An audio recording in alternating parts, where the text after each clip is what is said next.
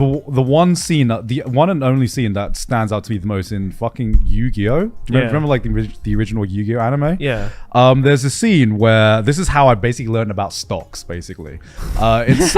I know the scene you're talking about. Yeah, do you know what I'm talking about? I'm glad we're talking about anime though. I've got opinions, but okay, we'll get into anime. It's so it's like Seto Kaiba's like backstory, I think, and he has like an adopted dad who is like, I will adopt you, but I'm going to give you $1 million, and if you can turn this into $10 million, I will adopt you.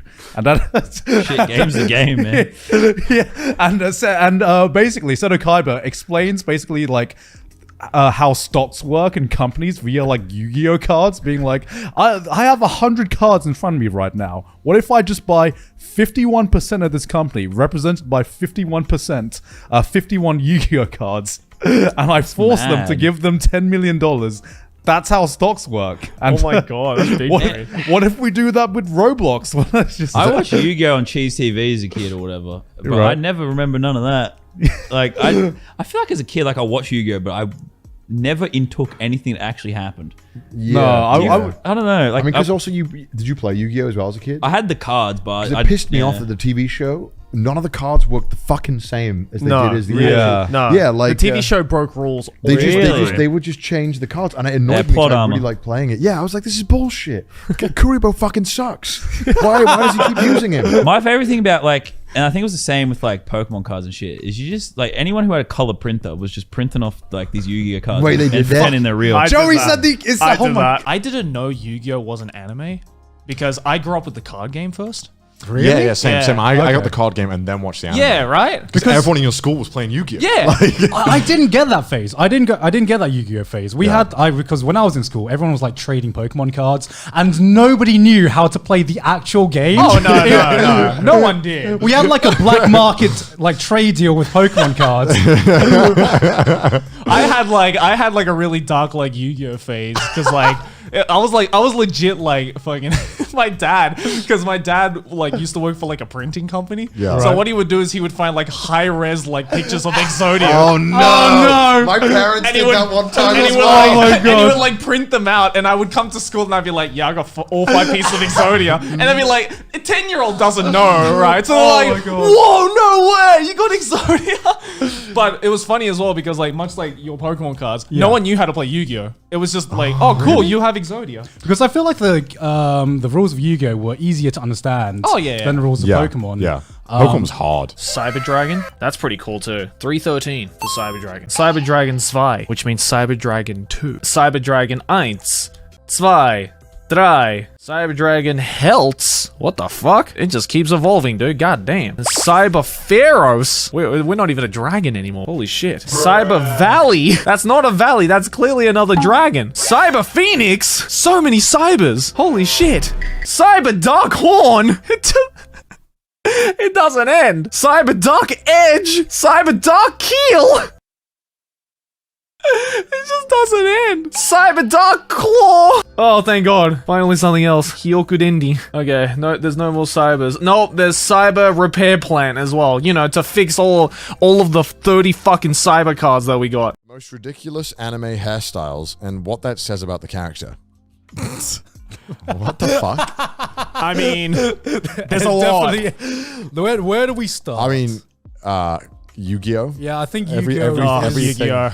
Every character from Yu-Gi-Oh. Every character in Yu-Gi-Oh. Just like Joey, just like well, not even Joey. Yugi. Just Yugi. Like first of all, I feel bad for cosplayers because they have to figure out what the fuck is going on with Yugi's hair, and second of all, I'm just imagining like, does he style that shit every morning? Like, how long must that take? I think it says commitment. Yeah. Commitment. It is and commitment. That's what we know about Yu-Gi-Oh. I think Yu-Gi-Oh has ruined every card game anime character design. Because sometimes you just look at a card game like anime character and you're like, this is a rip-off Yu-Gi-Oh character. Yeah. You can always tell when an anime is about card games when they have the craziest ass fucking hair that would not exist in real life, even by anime standards, man. In the case of Yu-Gi-Oh, it's not even the hair either. It's just character designs in general. It's like all harsh edges, all very like pointy. Yeah, it's all different colors. It can't just be one color. It can't be one color. It has to be like multiple colors. They have to have like streaks or some shit. As a like kid, that. it was sick though, because it was like the only thing, because cartoon is always rounded, soft, and colourful, and then here was this show that was fucking crazy, and every character had the most absurd hair, and you're just like, what the fuck? Yeah. Yeah. Because I remember even like the most normal character hairstyle wise in Yu-Gi-Oh! Is probably maybe like, I don't know, Pegasus, right? But even then it's like his fucking character design is so fucking whacked out, and he's so batshit insane as a personality where it's like... He does have a pretty normal got some hairstyle. it's just very, very long and, you know, straight and white. But like, you know, everything else about him is just like, whoa, all right, chill. What does the hairstyle say about the characters, though? That's what I'm intrigued That they're about. the main character. Yeah. Okay. Okay. On to Yu-Gi-Oh! There's a lot of people in chat saying this is peak, and I don't know if that's nostalgia talking or not.